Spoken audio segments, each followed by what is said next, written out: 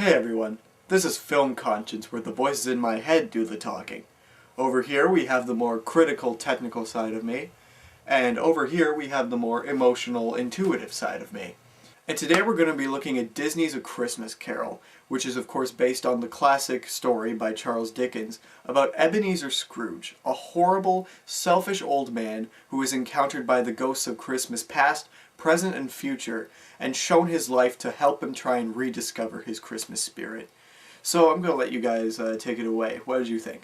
Well, I think that this film really surpassed my expectations and actually turned out to be a decent version of A Christmas Carol. Alright, well, let's not get carried away here. I mean, the film was definitely not without its issues. Come on, man! Would you get the Christmas tree out of your ass? Trust me, you're no angel.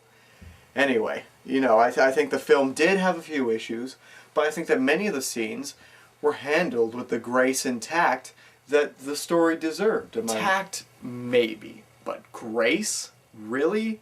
I mean, some of the scenes, they were just so overblown and silly. And not where they were supposed to be either. It came off as a very showy film, and it wasn't really concentrating on the substance. I mean, what would happen if, you let Michael Bay direct Citizen Kane? You would essentially get the same effect. I think the example you're looking for is Zack Snyder directing Watchmen. A bajing! Yeah, man, was that a piece of shit. But seriously, though, I mean, you must see where I'm coming from. No, I do. I'm just giving you a tough time. There was the occasional cringe moment we were talking about in our last episode. Like, what was up with that scene with Jacob Marley's ghost dislocating his jaw? What is this, The Grudge? No, it's A Christmas Carol. I mean, what the hell were these people thinking? It was a shame to see some of the classic scenes, and not to mention some of my favorites, being shat on by completely over-the-top, unnecessary visuals. I mean, there was that one part with the ghost of Christmas Present who is showing Scrooge the two children representing ignorance and want. I mean, I'm not going to describe what goes on, but Robert Zemeckis, must have gone temporarily insane while directing that scene. Either that or, Tim Burton's demon spawn took over. I want to talk about the visual style, actually, which, Zemeckis has used in Beowulf and Polar Express, because it's kind of a controversial issue among filmmakers and audience members alike. So, I mean, what is there to say? Like some of the scenes in the movie, it just comes off as kind of unnecessary and a little bit creepy.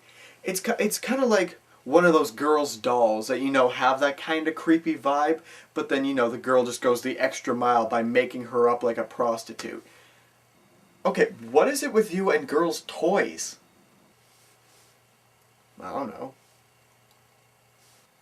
Okay, well, anyway, yeah, you're absolutely right. The human characters in particular do get a little bit frightening. Exactly. Oddly enough, all but Scrooge. And I think the reason that his character worked is because he was more of a caricature than an actual human being.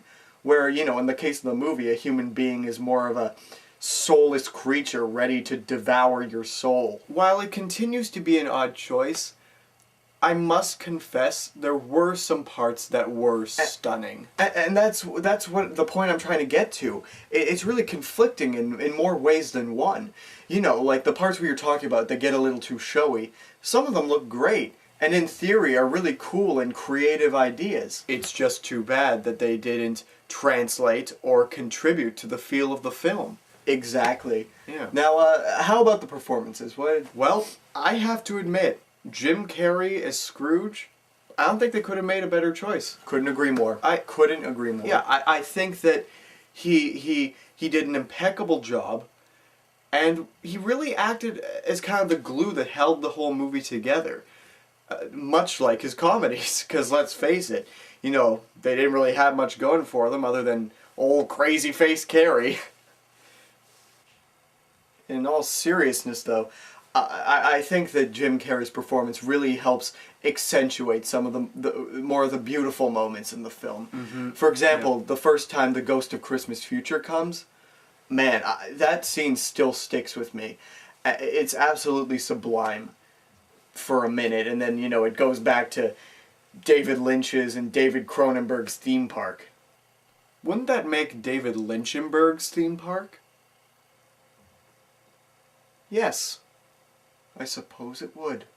Yeah, but going back to the subject of the ghosts, the first two, The Ghost of Christmas Past and The Ghost of Christmas Present, while they were interesting ideas, I felt that they got a little too silly for my taste. But it was like you said, The Ghost of Christmas Future, that was both a great idea and for the most part well executed. Now, Gary Oldman was in this too, and this is where it gets a little interesting for me, because I freaking love Gary Oldman, but when it came to him playing Jacob Marley, keeping in mind, of course, that he's a tormented ghost, it still managed to get a tad over the top. I don't know how. As Bob Cratchit, on the other hand, while he didn't get a lot of screen time, that was also a terrific performance. Albeit it was a little ruined by the fact that his character looked like a rapist, as if designed by J.R.R. Tolkien. And also, you know, Gary Oldman played Tiny Tim. Yeah, the less said about that, the better. Yeah, I suppose you're right, yeah. Alright, you guys, thank you very much. I think I've got enough here. Thank you very much. Alright, happy holidays, man. Hey, same to you. So, here's my conclusion. Disney's A Christmas Carol is riddled with some poor choices, mostly consisting of showing off the sometimes awkward animation. While there are parts that look great, most of them come off as entirely pointless.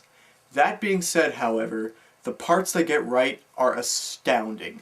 The scenes that stay truer to the mood of a spiritual journey get you really emotionally invested, and with the help of Jim Carrey's great performance, I actually find myself wanting to see this movie again, and I would recommend it to anyone to see it at least once. So it may not work as a whole, but there are parts that are nearly masterful. This has been Film Conscience, where the voices in my head do the talking. Happy holidays, everyone.